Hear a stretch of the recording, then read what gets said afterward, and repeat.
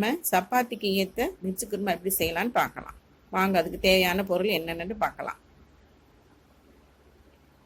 2 தக்காளி கட் பண்ணி வச்சுருக்கேன், 2 கேரட்டும் கட் பண்ணி வச்சுருக்கேன், 2 உருளைக்கிழங்கு, 2 பெரிய வெங்காயம் தாளிக்க நறுக்கி வச்சுருக்கேன், தேவையான அளவு தேங்காய், முந்திரி பருப்பு 8 முந்திரி பருப்பு, 2 ஸ்பூன் கசகசா, ஒரு கிண்ணத்தில் தயிர் எடுத்து வச்சுருக்கேன்,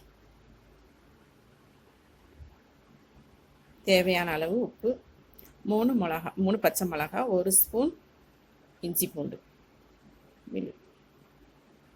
இப்போ நம்ம தேங்காவை மிக்சியில் போட்டு முந்திரி பருப்பு,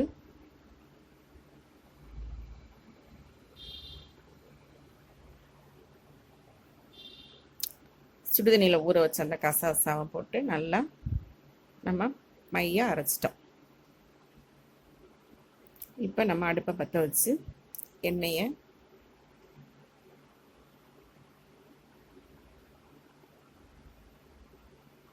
இப்போ எண்ணெய் நல்லா காஞ்சிருச்சு. இப்போ நம்ம வெங்காயத்தை போட்டு தாளிக்கிறோம்.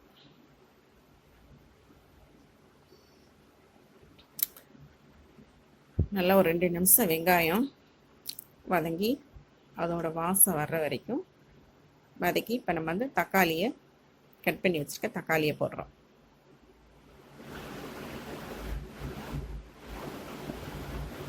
தக்காளி நல்லா வதங்கி 1 ஸ்பூன் இஞ்சி பூண்டு போடுறோம். அதையும் நல்லா வதக்கி 3 பச்சை மிளகாய்.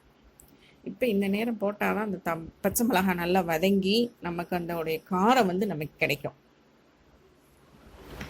இப்போ மல்லித்தலை போடுறோம். எல்லாத்தையும் ஒன்று சொன்னாப்பில் கிண்டி அது தேவையான உப்பு, அந்த மசாலாவுக்கு பிடிக்க வேண்டிய உப்பு, அந்த உப்பு போட்டோம்னா நம்ம சீக்கிரம் வதங்கிடும்.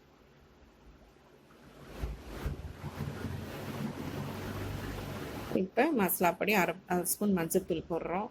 மிளகாப்பொடி 1 ஸ்பூனு, 1 ஸ்பூன் தனியாத்தூள். இப்போ இந்த மசாலா பச்சை வாடை போகிற வரைக்கும் நல்லா வதங்கிடுச்சு பார்த்தீங்களா? இப்போ நம்ம நறுக்கி வச்சுருக்க கேரட் எடுத்து போடுறோம்.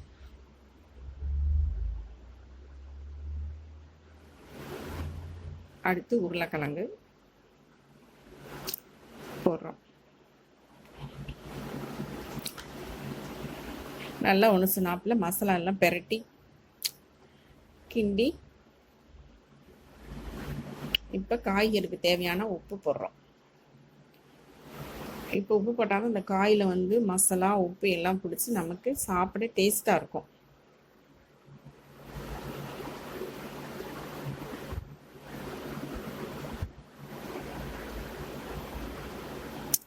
இப்போ தயிர் ஊற்றுனா அந்த உப்பு இது அந்த காய்களுக்கு அந்த தயிர் வந்து புளிப்பு வந்து எடுத்து காமிக்கும்.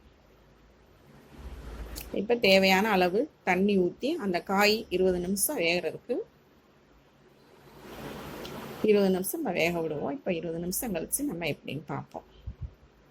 இப்போ இந்த இதில் நம்ம சப்பாத்திக்கு மாவு சால்ட் போட்டு மாவு பிணைஞ்சிக்கலாம்.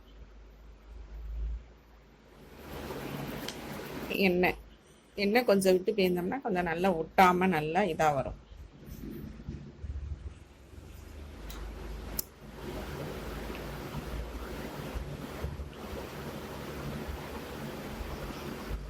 இப்போ பால் கொஞ்சம் ஊற்றி நம்ம பிணைஞ்சோம்னா சாப்பிட்டாவும் மெதுவாகவும் இருக்கும். நம்ம ஒரு அரை மணி நேரத்தில் சுடுற சப்பாத்தியை 10 நிமிஷத்தில் சுட்டாலும் அதோட சாஃப்ட்னஸில் கிடைக்கும் பால் ஊற்றி சுடுறதுனால. அதே நேரம் இதை வந்து இப்போ நம்ம காலையில் சுட்டுட்டு நைட்டு சாப்பிட்ற வரைக்கும் அது சாப்பிட்டா இருக்கும். இப்போ மாவு பிணைஞ்சாச்சு பாருங்கள் எப்படி சாப்பிட்டா இருக்குன்னு பார்த்தீங்களா? இப்போ நம்ம அந்த குருமாவை பார்ப்போம். காய்புறம் வெந்து நல்லா மசாலாலாம் ஒன்று சொன்னாப்பில் ஆகி வந்துருச்சு பார்த்தீங்களா? இப்படி வாசம் மணமாக இருக்குது பார்த்தீங்களா? தேங்காய் முந்திரி பருப்பு கசகசா அரைச்ச கலவையை இப்போ போடலாம். தேவையான தண்ணி நம்ம இதில் ஊற்றிக்கலாம்.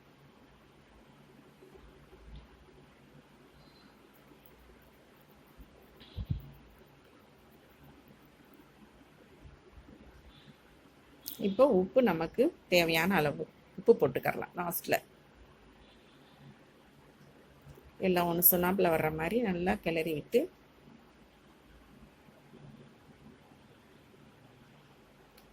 இப்போ ஒரு 5 நிமிஷம் கழித்து நம்ம பார்க்கலாம். 5 நிமிஷம் ஆயிடுச்சு. இப்போ நமக்கு நல்ல சுவையான மணமான வெஜ்ஜு குருமா ரெடி ஆயிடுச்சு. இப்போ லாஸ்ட்டாக மல்லித்தலை போட்டு இறக்கிடலாம். இப்போ சப்பாத்தியை போட்டு எடுத்துடலாம்.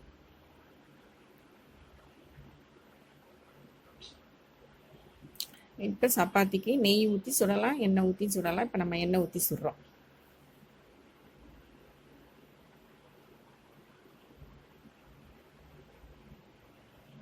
பாருங்க எப்படி நல்லா சாஃப்டா இருக்கு பார்த்தீங்களா?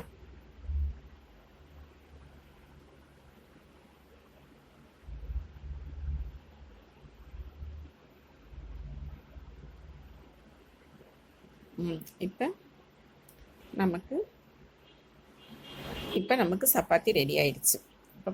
இப்போ நம்மளுடைய வெஜ்ஜு குருமா சூப்பராக ரெடி ஆயிடுச்சு பார்த்தீங்களா? இப்படி ரோல் பண்ணி கொடுத்தாலும் பிள்ளைங்க விரும்பி சாப்பிடுவாங்க. இப்போ நமக்கு கலர்ஃபுல்லான சூப்பரான மணமான வெஜ்ஜு குருமா ரெடி ஆயிடுச்சு. இதை நீங்கள் வீட்டில் ட்ரை பண்ணி பார்த்துட்டு எப்படி இருக்குன்னு சொல்லுங்கள். இந்த வீடியோ உங்களுக்கு பிடிச்சிருந்தா லைக் பண்ணுங்கள், ஷேர் பண்ணுங்கள், கமெண்ட் பண்ணுங்கள், சப்ஸ்கிரைப் பண்ணுங்கள், பக்கத்தில் இருக்க பெல் பட்டனை கிளிக் பண்ணுங்கள்.